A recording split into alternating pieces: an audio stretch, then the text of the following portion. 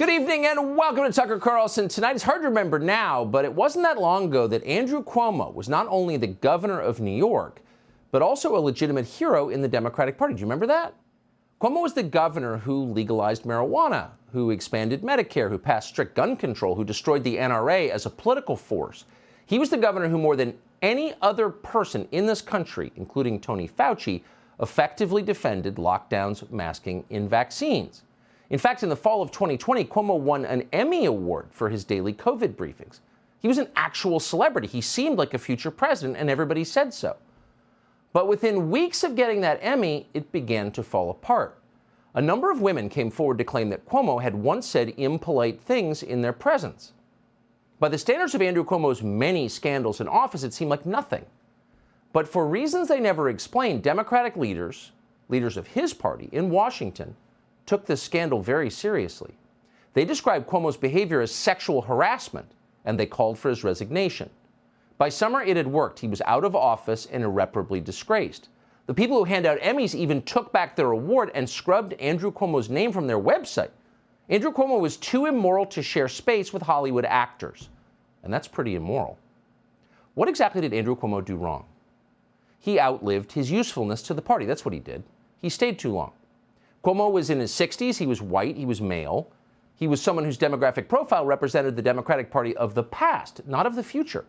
He talked like a mafia don negotiating garbage contracts. He was a little embarrassing. Because of that, his own people iced him, and they replaced him with someone who looked the part. No one cried when Andrew Cuomo resigned. They just moved on. The Democratic Party is not a sentimental place. It's hard not to think of Andrew Cuomo when you see what is happening to Joe Biden right now. Kamala Harris is certainly thinking about it. Harris was in a suspiciously good mood today. We know this because she was talking about electric school buses again. I love electric school buses, she raved. I just love them for so many reasons. Maybe because I went to school on a school bus. Raise your hand if you went to school on a school bus. Harris was grinning the whole time. And why wouldn't she be grinning? That senile white guy who claims to be her boss is finally going down, down, down, down, down, down. It's a happy day at Kamala Harris's house. But it's not a happy day at Casa Biden. In fact, this is pretty clearly the beginning of the end for Joe Biden. We can't prove that. The future is unknowable. But holy smokes, it does not look good. And it doesn't look good in a very recognizable way.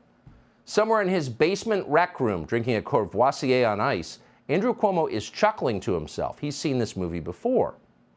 Joe Biden's own aides keep finding stacks of felonies he's left around the place, in his office, in his car.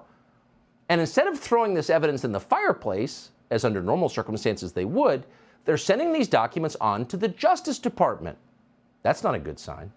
Meanwhile, Biden's Attorney General, the most unscrupulous, unethical Attorney General this country has ever had, has somehow decided that actually, in order to maintain his unsullied record of nonpartisanship, he's going to have to pass these documents, these stacks of felonies, onto an independent counsel because that always works out well for a sitting president. And by the way, in this case, the independent counsel is a Republican.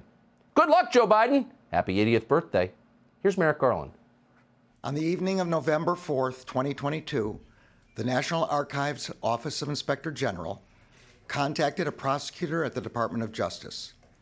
It informed him that the White House had notified the archives that documents bearing classification markings were identified at the office of the Penn Biden Center on November 14th, pursuant to Section 600.2b of the Special Counsel Regulations. I assigned U.S. Attorney Lausch to conduct an initial investigation. On December 20th, President Biden's personal counsel informed Mr. Lausch that additional documents bearing classification markings were identified in the garage of the president's private residence in Wilmington, Delaware. This morning, President Biden's personal counsel called Mr. Lausch and stated that an additional document bearing classification markings was identified at the president's personal residence in Wilmington, Delaware. They got Joe Biden. His own people got Joe Biden. But they don't want to wreck the party in the process. You following this? So the Department of Justice knew on November 4th that Joe Biden had committed crimes. November 4th was 4 days before a pivotal midterm election. So naturally, the DOJ didn't issue a press release about it. They didn't dispatch the FBI to raid Biden's home in Rehoboth and root through Dr. Jill's underwear drawer. No chance of that. Biden may be a terrible president, but he's still a Democrat. It's not like he's orange. So Merrick Garland, who is, and we cannot emphasize this enough, a soulless hack who will do anything the Democratic Party requires of him. Merrick Garland kept the news secret long enough to keep other Democrats out of the blast zone. Why hurt everybody else? They're just trying to hurt one guy. It's Joe Biden. So it wasn't until today that we knew Biden had been stashing state secrets in his Corvette. Here's Fox's Peter Ducey. Okay. Classified material next to your Corvette. What were you thinking? Let me, I'm going to get a chance to speak on all this, God willing, soon. But as I said earlier this week, people, and by the way, my Corvette's in a locked garage, okay? So it's not like you're sitting out in the street. But at any rate, was in a locked garage. Yes, as well as my Corvette. But as I said earlier this week, people know I take classified documents and classified material seriously. I also said we're cooperating fully and completely with the Justice Department's review. As part of that process, my lawyers reviewed other places where documents in from my time as vice president were stored, and they finished the review last night. They discovered a small number of documents of classified markings in storage areas and file cabinets in my home and my personal library. This was done in the case of the Biden Penn. This was done in the case of the Biden Penn Center. The Department of Justice was immediately, as was done, the Department of Justice was immediately notified, and the lawyers arranged for the Department of Justice to take possession of the document. So that kind of answers that question. If you're still wondering where there is an organized effort within the White House to hurt Joe Biden, all you need to know is this: his staff keeps putting him out there in public to talk, which of course he can't do. He can barely read a prepared statement. Notice they did not do that during the last presidential campaign in 2020 because they knew it wouldn't help and they wanted the White House. And it helps even less now, but they're doing it. Why are they doing that now? Well, here's a guess. Right after the midterm elections in November, Joe Biden made it clear he had no plans to step aside and make way for Kamala Harris or Gavin Newsom or Michelle Obama. I'm thinking of running again, he said, and he seemed to mean it. Oh, he shouldn't have said that. Next thing you know, he's got a special counsel crawling around his life, armed with subpoena power and a big staff and a big budget. Well, that's how things work in Washington, they'll tell you. Oh, no, it's not. No, it's not. Not unless you have no choice. If you're the President of the United States, a special counsel is the last thing you want. Why? Because you have no idea where that investigation will go. Ask Bill Clinton. He's still mad about it. And that's why there was no special counsel appointed when Hunter Biden's laptop proved that the Biden family was selling influence to the Chinese government. That's why no special counsel ever interviewed Tony Bobulinski. Because that was all before Joe Biden suggested he might run again and thwart the ambitions of the next generation of Democratic candidates. So Joe Biden is in very serious trouble tonight. But so potentially is the University of Pennsylvania, which paid Joe Biden $900,000 for doing essentially nothing. Why would Penn do that? Well, we can't say for sure, but we did notice that as soon as the university paid off Joe Biden, Penn began collecting tens of millions of dollars a year from donors in China. What was that? Maybe the special counsel will get to the bottom of it. We sure hope so. Meanwhile, everyone in Washington is pretending all of this is normal. They know it's not normal, but they're too afraid to say otherwise, except for Hank Johnson. Hank Johnson is not afraid. Hank Johnson is too dumb to be scared. Hank Johnson is the congressman from Atlanta who once famously worried that the island of Guam might, quote, capsize if too many people stood on one side of it. So Hank Johnson is a confirmed non-genius, but he knows a setup when he sees one. Watch this. I'm suspicious of the timing of it. I'm also aware of the fact that things can be planted on people. Places and things can be planted. Things can be planted in places and then discovered conveniently. That may be what has occurred here. I'm not ruling that out.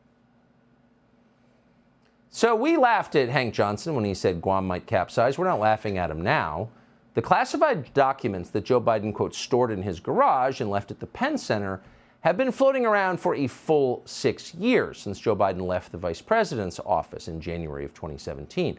So it's fair to assume they've been moved around a lot, but they're suddenly surfacing now, right after the midterm election? Why is that? No one has even attempted a convincing explanation. Instead, the media is pretending to argue that it's not a big deal in the first place that Joe Biden stored classified documents near his Corvette because he admitted doing it when he got caught. And if you admit you've committed a crime, it's not a crime. Watch. There is another key difference between the cases, though. In Biden's case, his attorneys reported the discovery and cooperated by turning them over immediately.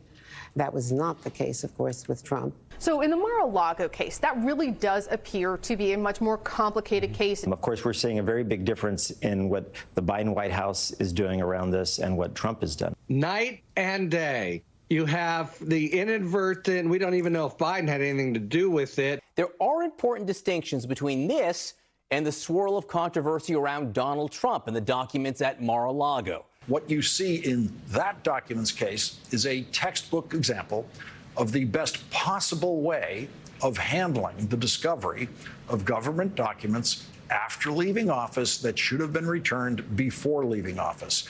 What you see is the exact opposite of Donald Trump's behavior. These people are so filthy. If their team invaded Poland, they'd defend it. They'll say literally anything. This is the exact opposite of Donald Trump's behavior. All right, Larry O'Donnell. What they're forgetting is that the Trump raid took place in August, not that long ago, and a lot of people still remember the details from it.